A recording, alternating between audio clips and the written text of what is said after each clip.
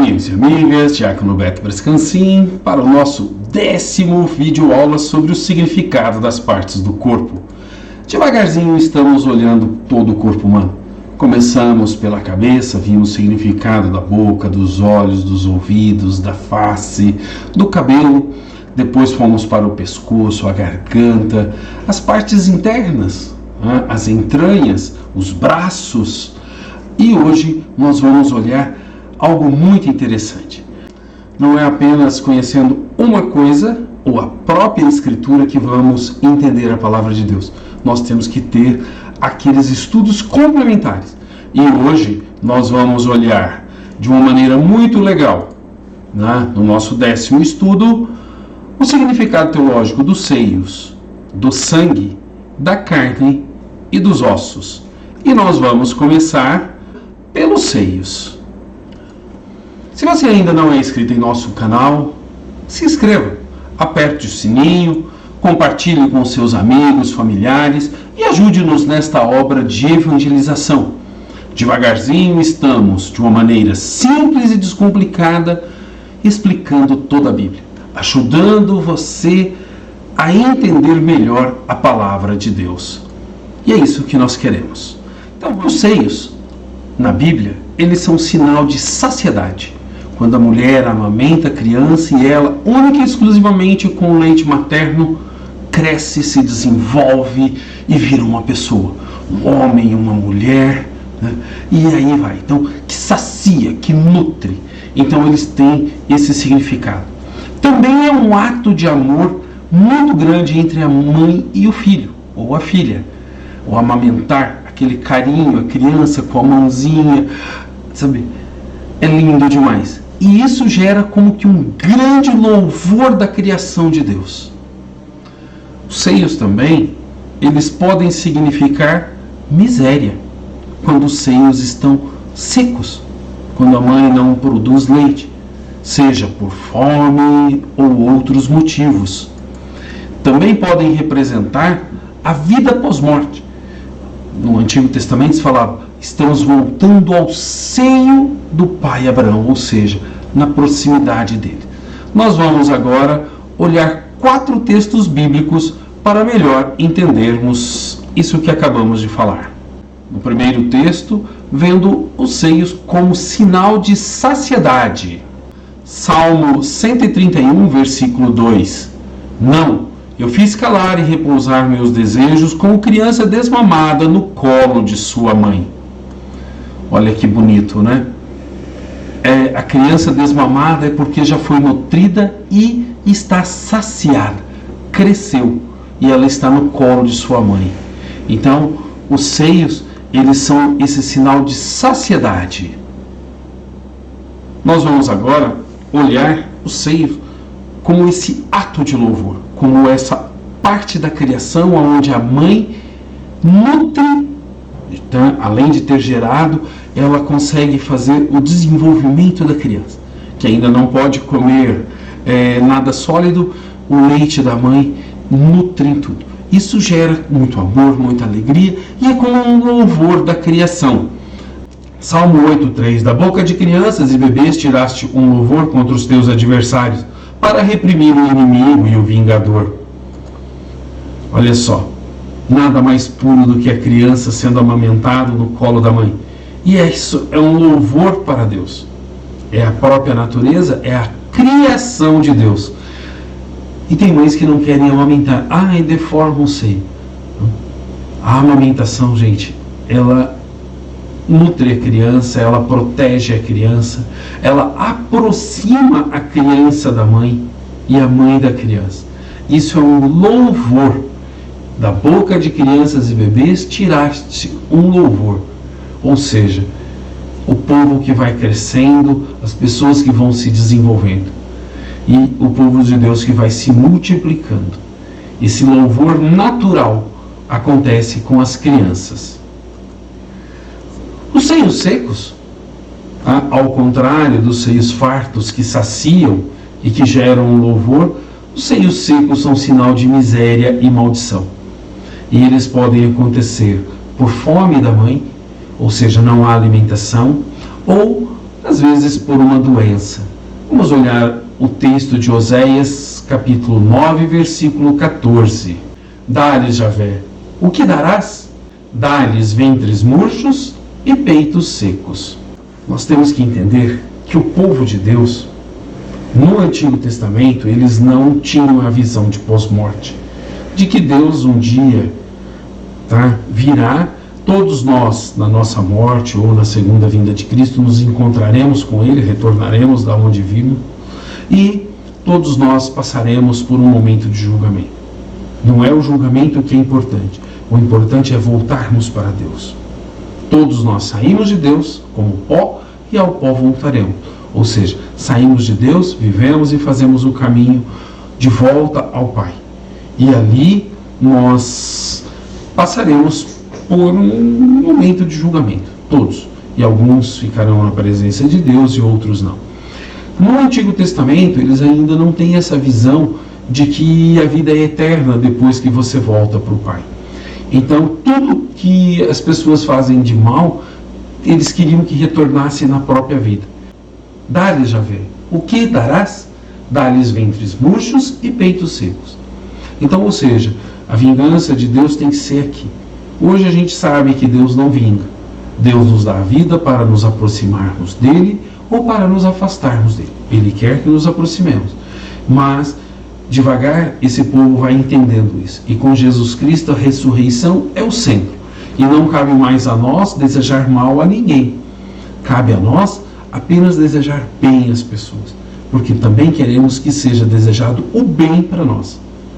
Perdoai as nossas ofensas, assim como nós perdoamos a quem nos tem ofendido. Ou seja, Senhor Deus, faça conosco aquilo que fazemos com os outros. Metaforicamente, os seios foram usados para mostrar a vida pós-morte, como símbolo de amor e saciedade. Lucas 16, 22. Aconteceu que o pobre morreu e foi levado pelos anjos ao seio de Abraão. Morreu também o rico e foi sepultado. Vocês conhecem, né? A passagem do pobre Lázaro, que morre e vai ao seio de Abraão. Ou seja, na proximidade, no aconchego, no carinho, na saciedade de um dos patriarcas, Abraão. E o rico morreu, não dividiu nada com ninguém. E o que aconteceu? Foi sepultado. Ou seja, morreu definitivamente. Era comum no tempo de Jesus falar que os justos iriam descansar no seio de Abraão. Com isso mostravam essa profunda relação de amor, pois Abraão era o pai da fé. Vamos ver um pequeno resumo sobre os seios. Seios. Para Deus não se fala nada. Ele é símbolo de saciedade, de amor, de miséria. Lembram dos seios murchos? E também de vida pós-morte ou do paraíso. E quantas vezes aparece na Bíblia? Seios, no plural, 27. Seio, 16, num total de 43 vezes. E assim nós terminamos a primeira parte desse estudo de hoje, que foram os seios. Com eles a gente pode ver sobre a saciedade, esse louvor, esse amor e essa volta ao seio dos patriarcas. Que bonito! Metaforicamente, eles falam assim, estamos voltando para Deus. Agora, nós vamos ver a segunda parte do nosso estudo. O significado teológico do sangue. O sangue, enquanto corre pelo corpo, contém a vida. Comer sangue era comer a vida. E a vida é dom de Deus. Nesse sentido, a proibição de comer sangue ou carne com sangue ainda escorrendo, o sangue fresco. E o sangue, ele era usado nos rituais, por simbolizar a vida. E a vida pertence a quem? A Deus. Então, quando se usava o sangue para simbolizar a vida, você estava falando assim, Deus, a vida é sua, pegue ela para você de volta. Nós vamos agora olhar um texto, Levítico, capítulo 17, versículos de 10 a 12. E ele vai dar uma boa explicação sobre isso para a gente. Todo homem, seja filho de Israel, seja imigrante que reside no meio de vocês, que comer qualquer espécie de sangue, eu me voltarei contra ele e o exterminarei do meio do seu povo. Porque o sangue é a vida da carne, e esse sangue eu lhes dou para fazer o rito de expiação sobre o altar. pela vida de vocês, pois é o sangue que faz a expiação pela vida. É por esse motivo que eu disse aos filhos de Israel: nem vocês, nem o imigrante que reside no meio de vocês comerão sangue. Vamos explicar um pouquinho. O que é a expiação? Expiação é você expiar os pecados, é a penitência, digamos assim. Eu pequei, eu me tornei impuro e eu tenho que me purificar, eu tenho que me expiar. E eles faziam esse ritual de uma maneira externa. Matavam um animal, às vezes faziam um holocausto do animal, que era queimar todo o animal, usar o sangue em volta do altar e queimar. Às vezes eles faziam somente o sacrifício, que eles podiam comer parte do animal, e ele tinha uma série de regras. E com isso eles purificavam os seus pecados. Aí existe até o bode expiatório, que é onde todo mundo passava um pouco de sangue em cima do bode, cortavam a língua do bode, e às vezes até furavam os olhos e tal, e soltavam no deserto para as feras comer. E todos os seus pecados morreriam junto com o bode. É o bode expiatório. Hoje no futebol, na política, nos nossos problemas pessoais, às vezes a gente acha um bode expiatório. E às vezes massacramos uma pessoa que nem é tão culpada disso tudo. Mas nós precisamos achar um culpado. Aqui o sangue não pode ser comido e ele é sinal de expiação para vocês. Olhem aqui no texto, no versículo 11. Porque o sangue é a vida da carne e esse sangue eu lhes dou para fazer o rito de expiação sobre o altar, pela vida de vocês. Pois é o sangue que faz a expiação pela vida.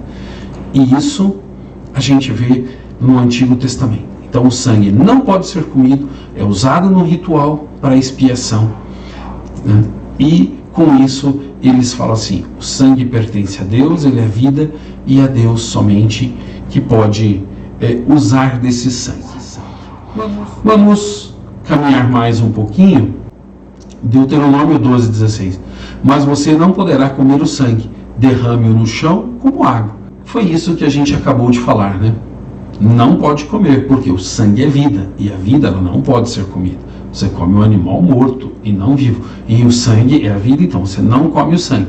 O que você faz? Você o derrama pelo chão. O chão pertence a Deus, foi da onde ele tirou a vida. Tu és pó, né? E nós fomos feitos do pó no segundo relato da criação, que é tema do nosso próximo estudo. O sangue nos rituais, ele era derramado em volta do altar. Agora, e no Novo Testamento? O Novo Testamento ele só existe para os cristãos. Os judeus continuaram fazendo isso até o Templo de Jerusalém ser destruído no ano 70. Quem é que vai derramar o seu sangue, anulando todo o valor do sangue dos animais? Jesus Cristo. Vamos olhar com muito carinho esse texto. Mateus 26, de 26 a 28. Enquanto comiam, Jesus tomou o pão e, tendo pronunciado a bênção, o partiu, distribuiu aos discípulos e disse: tomem e comam, isto é o meu corpo. Em seguida tomou um cálice, agradeceu e deu a eles, dizendo: bebam dele todos, pois isto é o meu sangue, o sangue da aliança que é derramado em favor de muitos para a remissão dos pecados. Lá no Antigo Testamento, o sangue derramado em volta do altar fazia a expiação dos pecados. E agora, o sangue de Jesus é que vai fazer a remissão dos pecados, perdoar os nossos pecados. Não precisamos mais matar animais para poder, com o sangue dele, expiar os nossos pecados.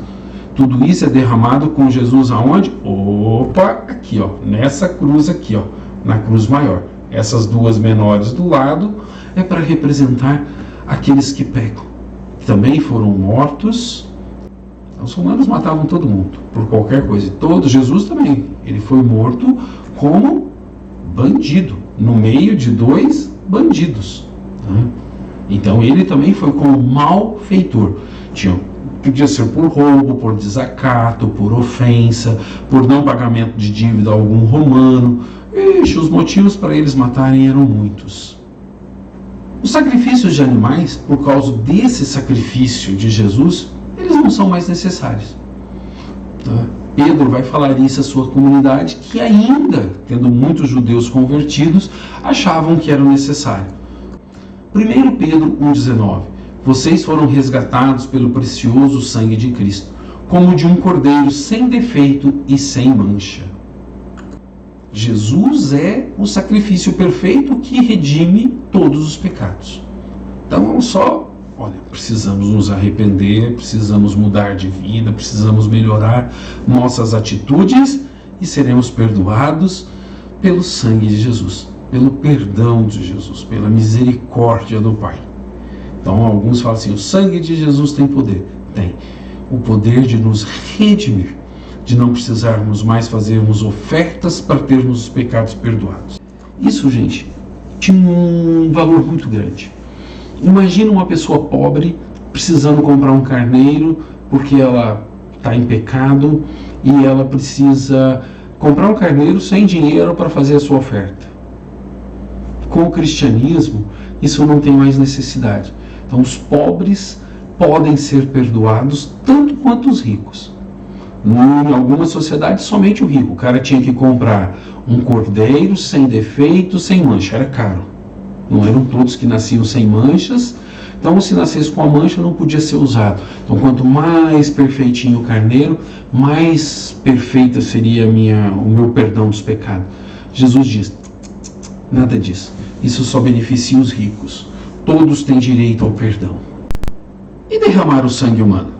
Se o sangue de animais já não tem mais significado, o sangue humano, então, não deve ser derramado. Aí vem a proibição do assassinato, o 5º mandamento. Olha só, Êxodo 20:13, não matar. Matar supõe derramar o sangue. Ah, mas foi um enforcamento, não derramou o sangue. Mas matou, fez o sangue parar de correr nas veias. O sangue é a vida e não pode ser derramado. O sangue, como fonte da vida, clama quando há morte. Gênesis 4:10. Javé disse, o que foi que você fez? Ouço o sangue de seu irmão clamando na terra para mim. Esse também nós vamos ver no nosso próximo estudo, Gênesis 1:11, quando Caim mata Abel. E o sangue de Abel clama do chão, falando assim, olha, cadê a justiça? Por que me matou? Então, ouço o sangue do seu irmão, o sangue é vida. Eu ouço a vida clamando para mim. Por quê? Porque Deus é o Deus da vida. O sangue é a vida e não pode ser derramado. O sangue, como fonte de vida, clama quando há morte. E Deus vai pedir contas disso. Toda violência será cobrada. Gênesis 9:5.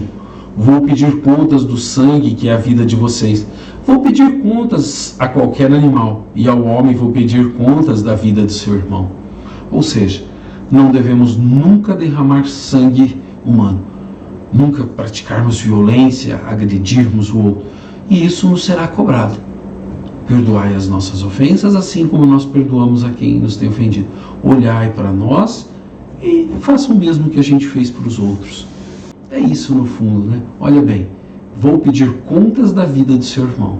Ou seja, nenhum ato de violência ficará impune.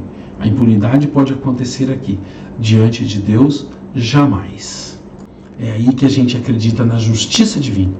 Mesmo que aqui entre os homens não haja justiça, diante de Deus, nada ficará às escondidas. Vamos dar uma olhada no resumo sobre o sangue. O sangue representa a vida, né? Não pode ser comido, porque você não come a vida. Ele é usado no ritual como expiação. Não pode ser derramado e será cobrado o sangue derramado. Então, quem é que derramou o sangue para nós? Jesus Cristo. Tá? Então, o sangue ele tem todos esses significados. E dentro do Novo Testamento não há mais a necessidade de ser usado no ritual, porque Jesus foi o supremo ritual. E quantas vezes aparece na Bíblia? 431 vezes. E os seus derivativos? 10 vezes, sanguinário, sanguinolento e assim por diante. Num total de 441 vezes.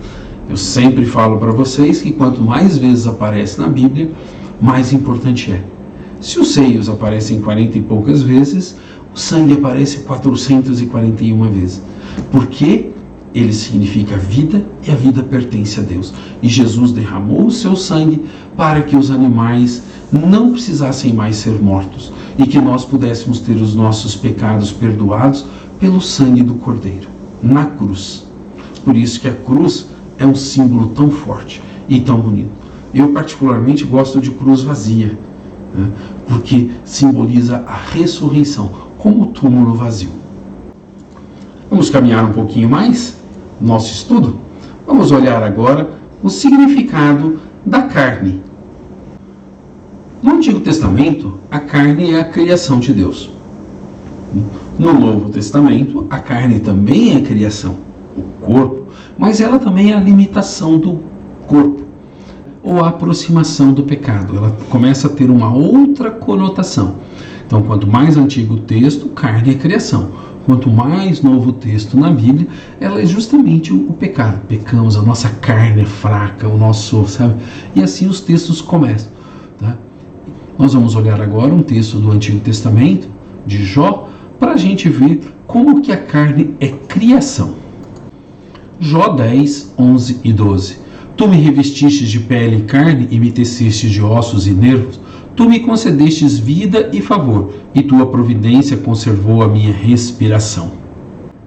Esse texto é lindo demais. Ele fala da criação, mas ele fala de algo que a gente tem deixado de acreditar. A providência.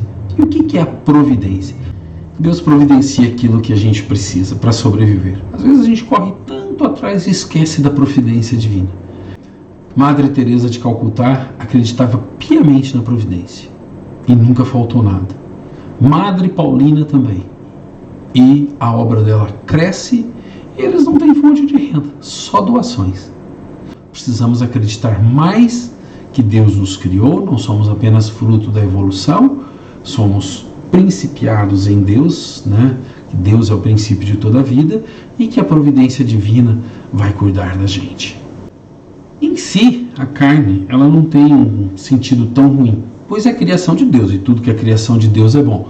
Então a cobra venenosa é boa? Sim, dentro do ecossistema ela desempenha um papel importante. Quando invadimos o seu habitat, temos problemas. Então toda a criação de Deus é bom. A tempestade também. Ela tem um equilíbrio dentro das forças da natureza, né? E a carne, ela carrega os sinais da criação, da corporeidade e da finitude. Olha que texto bacana lá em Gênesis 3:19. Você comerá seu pão com o suor do seu rosto, até que volte para a terra, pois dela foi tirado. Você é pó e ao pó voltará. Que texto bonito, né? Quando Adão e Eva, eles rompem com Deus e são colocados para fora do paraíso. Lá eles tinham tudo para comer, agora eles vão ter que começar a trabalhar um pouquinho. E a vida longe de Deus vai diminuindo. Perto de Deus, vida. Longe de Deus, a vida vai ficando menor. Por isso aquelas idades avançadas. Quanto mais longe o povo ia ficando de Deus, menor as idades. Com o passar do tempo, dentro do Antigo Testamento, na questão moral, ganhou outro sentido, passando a simbolizar fraqueza e pecado, afastamento de Deus e autossuficiência de homem e mulher. No texto que nós vamos ver agora, lá de Jeremias, começa a ver a carne como símbolo do pecado gerado pela autossuficiência humana. Então, ao invés de você falar autossuficiência, afastamento do homem, você fala, você está vivendo pela carne e não pelo Espírito. Deus é Espírito, nós somos carne. Do profeta Jeremias, capítulo 17, versículo 5. Assim diz Javé, maldito o homem que confia no homem e que busca apoio na carne, e cujo coração se afasta de Deus. Esse apoio na carne é nas suas próprias forças, na sua autossuficiência. Nós temos que acreditar que nós somos apenas criaturas limitadas e que não podemos e não temos controle sobre a natureza, sobre o nosso próprio corpo, sobre a morte, sobre os outros. Então a gente tem muitas limitações. Quem tem controle disso? Deus. Graças a Deus. Tá? Já no Novo Testamento, tanto o sangue como a carne podem significar a natureza humana. em contraste com o corpo espiritual, como nos fala Paulo. 1 Coríntios 15:50. Eu lhes digo, irmãos, que a carne e o sangue não podem receber em herança o reino de Deus, nem a corrupção herdar a incorruptibilidade.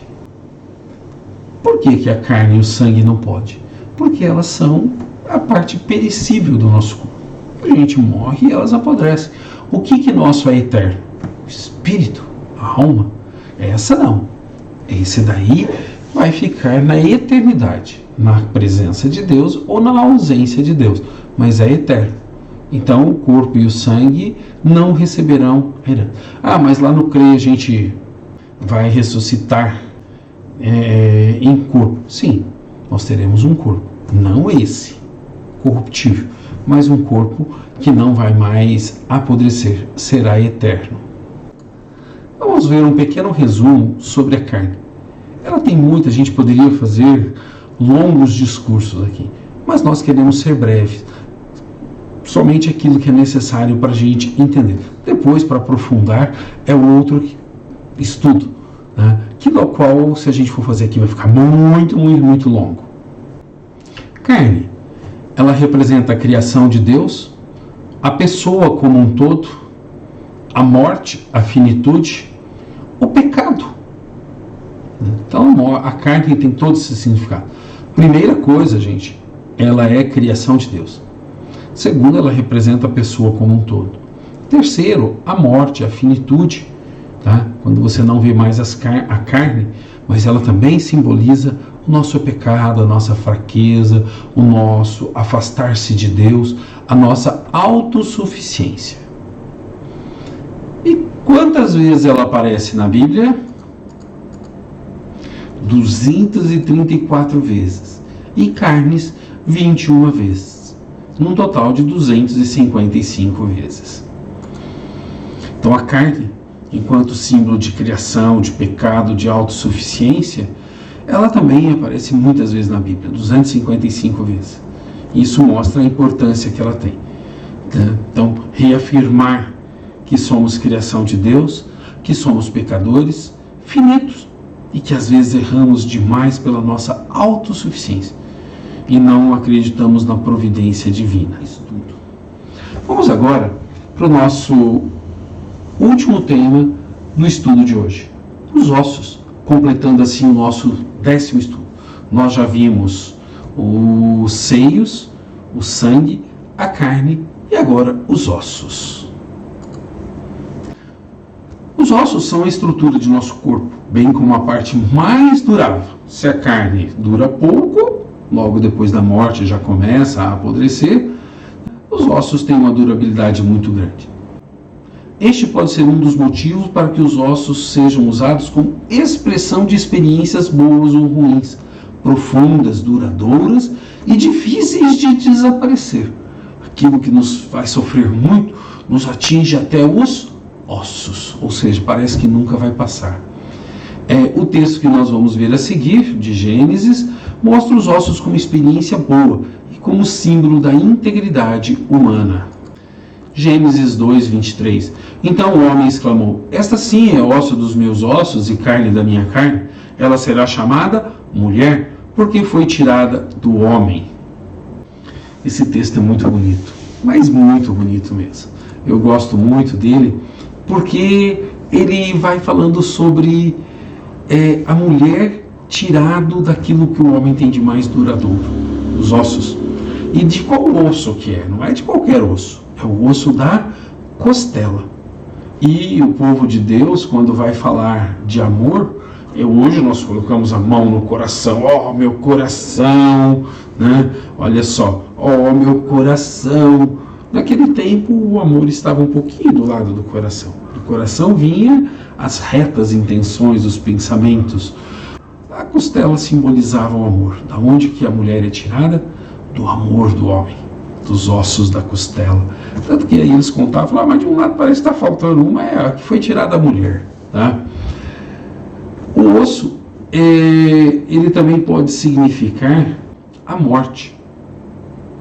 Porque quando a gente vê os ossos é porque você já perdeu toda a carne, você já perdeu todo o sangue, os sinais da vida.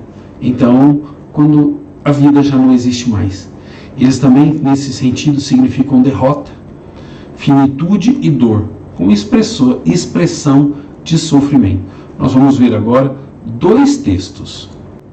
O primeiro texto, 1 Samuel 31:13.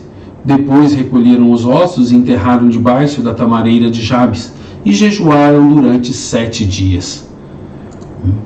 Depois recolheram os ossos, ou seja, das pessoas que já não estavam mais ali, que tinham morrido, enterraram. Então isso é importante.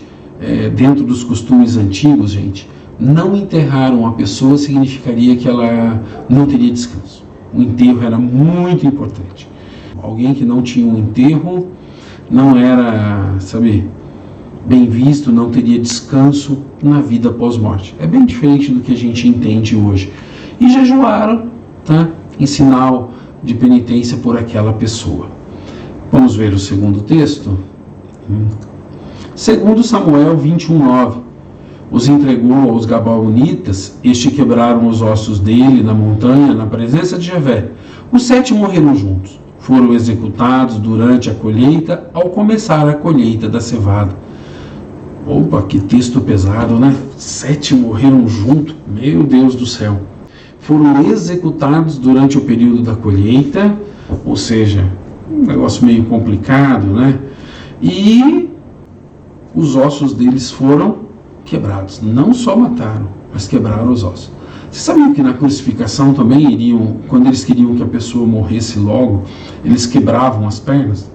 Eles davam uma pancada muito forte na região do joelho, quebravam aqui em cima, ou no meio da perna, né? E a pessoa não conseguia mais se sustentar. E como ela estava assim, crucificada, ela não respirava, morria por asfixia em poucos minutos. Quando Jesus, às 3 horas da tarde, expirou, o que foi falado? Mas já morreu? Pô, nem sofreu o suficiente ainda? Nem deu tempo de se divertir bastante? E aí quebraram os ossos das pernas dos ladrões e já morreram rapidinho. Eram violentos demais. No livro de Jó, a expressão ossos, ela é utilizada para falar de dor. Então, quando a dor é muito profunda, ela chega até os ossos. Jó 30:17. De noite, um mal penetra nos meus ossos, pois as chagas que me corroem não me deixam dormir. Vocês já imaginaram que dor? Tão profunda. É igual aquela dor de dente que parece que dói assim que... Meu Deus do céu. Dor de dente é terrível, né? Então, a dor que Jó está sofrendo parece que está penetrando nos ossos. Ou seja, ela é muito duradoura, profunda. Já nos Salmos, ele é usado como medo muito profundo. Os ossos nesse sentido, não só de dor, mas de medo. Salmo 6, versículo 3. Piedade, Javé, que eu desfaleço. Javé, cura-me, pois meus ossos tremem. Opa, não eu estou tremendo, os meus ossos que tremem, ou seja, o mais profundo de mim. Aquilo que você não pode ver. Você pode olhar a minha expressão, você pode olhar a minha pele, nossa, você está pálido, olha, sua mão está machucada. Mas os ossos, você não vê. Quando você vê um osso da pessoa, é essa expressão de muita dor. Então, os ossos representam esse medo profundo que a gente tem. Não só uma dor muito profunda, mas um medo profundo também. Queria voltar um pouquinho sobre a costela. A costela é um osso, né, e simboliza o amor. Na Bíblia, se você for procurar a costela como símbolo de amor, você não vai achar nenhum texto. Olha, a costela simboliza o amor. De jeito nenhum. Mas as leituras paralelas, os midrashes, dizem isso, que a costela é o símbolo do amor. E é bacana porque da onde é que a mulher foi criada do homem? Do amor, para ser amada. E quando eu falo de costela, eu falo de alguém que está ao meu lado, nem na frente para mandar, nem atrás para ser mandado, exatamente ao lado para decidir juntos. Isso é bacana, muito bacana. Vamos ver um pequeno resumo sobre os ossos na Bíblia.